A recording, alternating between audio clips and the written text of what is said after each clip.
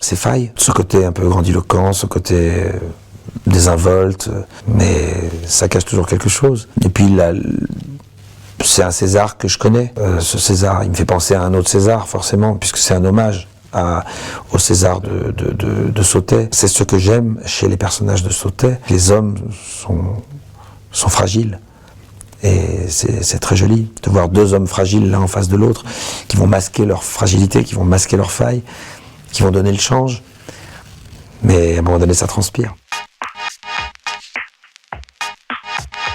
On pense au cinéma italien des années 70, on pense forcément à Ettore Scola, et on pense forcément, quand on voit cette affiche, ça pourrait très bien être, en toute humilité, ça pourrait très bien être Vittorio Gassman et Alberto Sordi, et ça serait vraiment dommage qu'on puisse pas faire des remakes à l'envers. J'aimerais voir ce film avec Gassman et avec Sordi, dirigé par Scola. On est exactement dans ce registre-là.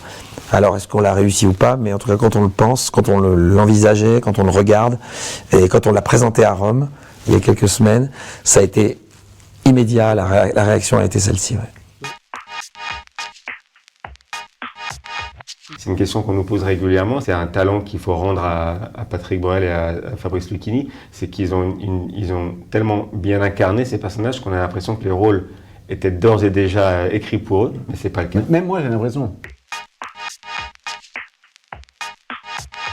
Un peu plus de 30 ans que je suis tombé sous le charme de ce garçon, tout de suite. À la première scène du premier jour de tournage, je me dis mais qui c'est ce dingue? Ce mec est fou, ce mec a quelque chose que les autres n'ont pas. Et j'ai eu une affection pour lui toute instantanée et je crois que ça a été assez réciproque. Je l'ai jamais perdu de vue, j'ai toujours été voir ses spectacles et il est souvent venu voir les miens. On a croisé nos impressions sur un peu tout pendant toutes ces années de temps en temps. Et sur ce film, on s'est vraiment retrouvés. Vous savez, il y a une scène où je dois me procurer un cintre.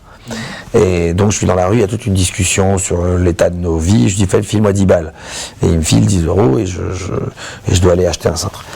Donc on a répété, on a bien mis tout ça en place, il fallait traverser une rue, régler la circulation, rentrer dans le pressing, prendre le cintre, sortir, repartir, marcher, tata.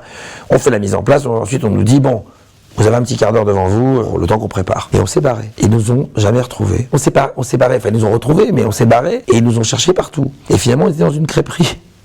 Tous les deux, et on avait un petit moment, on a une petite faim, c'était l'après-midi, on a mangé une petite crêpe. Et ensuite, on s'est retrouvés sur le tournage, et on est arrivé devant le pressing, et j'ai dit, file-moi 10 balles, il a mis la main dans la poche, il n'a pas trouvé les 10 balles.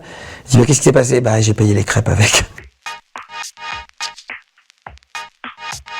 On va continuer à vivre, je pense que c'est un film qui, pour ceux qui l'aimeront, de dire aux gens qu'on aime, qu'on les aime, et puis de profiter de tous les détails et de vivre maintenant.